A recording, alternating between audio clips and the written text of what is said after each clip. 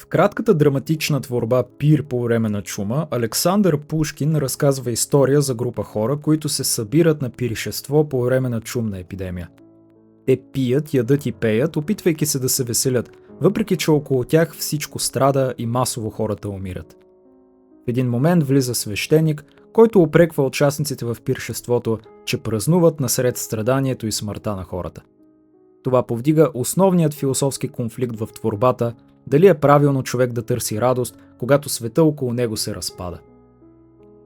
Това е въпрос, който аз лично си задавам в продължение на години, но някак си никога не е бил по-актуален, отколкото последните 2 седмици. Защото през това време България постигна великите и неповторими постижения да домакинства състезание за велосипеди и да спечели Евровизия.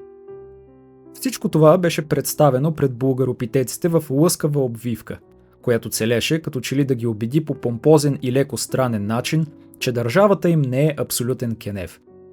Милиони бяха похарчени, за да може стотици мъже в пити и тесни клинове да покарат колелета по предварително почистени и подготвени трасета, за да представят България пред международната общност в целия европейски блясък. Събитието не мина и без либерален сойфест и балкано-ориенталско продуктово позициониране. Даже беше избран идеалният талисман. Не знам за вас, но аз лично не мога да се сетя за нещо, което да е по-подходящо от това. Кмета на София също взе участие в тържеството. Всичко беше прекрасно, позитивно и много розово. Но отвъд розовите знамена и балони, отвъд предварително подготвените изкуствени трасета, имаше една друга България. Една България, която не беше чак толкова розова, защото това, което камерите на земята можеха да скрият, то камерите във въздуха не успяха. Те успяха да покажат една България, в която цвета не е розов, а сив, в която хората не знаят какво е макиято и в която има проблеми, които държавата е решила да зарови в задния двор. Държавата, в която животът за обикновените хора е едно отвратително преживяване.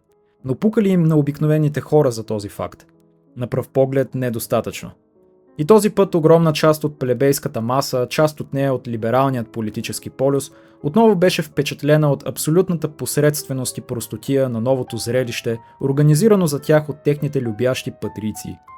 Те за пореден път решиха да се направят на слепи и да се преструват, че не виждат суровата реалност отвъд розовият балон, в който на тях много им се иска да живеят. Но розовият балон е една фантазия. Една фантазия, в която те се самозалъгват, че живеят, докато се возят в смърдящия трамвай до 10-етажната им панелка или гипсокартонената си квартира. Няма значение, че държавата ти няма детски болници, че глутници бездомни кучета разкъсват хора по улиците и че едвам събираш пари да си платиш квартирата. Днес ти трябва да се гордееш, защото България е на първо място в музикален конкурс тип Клоунски фестивал, в който политиката доминира над музиката. Всичко това веднага беше използвано и като опит да се създаде поредният политически и обществен разкол между масите от плебей, които явно предпочитат да се карат за глупости пред това да се обединят за общи интереси. Хората, които вярват в говорещият огнен храст, отново в главите си имаха само мисли за сатанизъм, а хората, които вярваха в безусловната свобода на словото, отново в главите си имаха само копейки.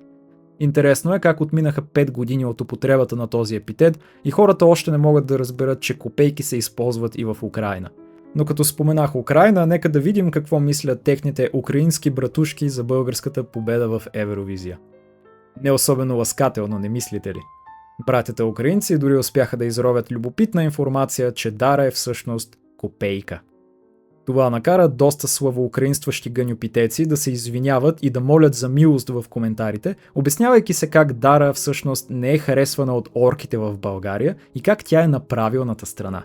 Но братята украинци вече бяха решени и имаше доста неоспорими доказателства. Оказа се, че човек от екипа на Дара е извършил чудовищното престъпление да посети град Москва. Абе, майни ги тия украинци, важното е, че сме преди тях, нали? Да, преди тях сте. Преди тях сте по най-висока детска смъртност. Преди тях сте по най-ниска средна смъртност. Преди тях сте по най-ниско образование. И ще продължавате да бъдете преди тях по още много показатели, още много дълги години. Нивото на здравеопазването и инфраструктурата в тази държава е достигнало нива на разруха, които дори не са характерни и за централноамерикански държави. За разрешаването на тези проблеми пари никога няма. Но за организиране на Евровизия явно пари ще има. Важно е да се прославя България все пак. Тя вече е солидно прославена от към ориенталщина, чалга, корупция, простащина, азисовщина и куп други неща. Всички знаете как ви наричат от Португалия до Урал. Та защо да не се прославите и с една Евровизия?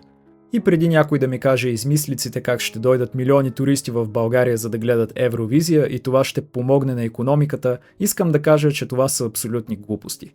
Евровизия не е световното по футбол. Средната посещаемост на Евровизия е между 10 и 20 хиляди души. Капацитетът на Арена София е 12 хиляди човека. Не знам откъде някакви хора решиха, че милиони хора или стотици хиляди ще дойдат в България и че ще има стотици милиони левове, които ще отидат в българският пазар. Това единствено потвърждава ниското ни място във всяка една образователна статистика. Само искам да вметна, че провеждането на Евровизия в Виена е коствало между 30 до 35 милиона евро. Но това не трябва да ви притеснява.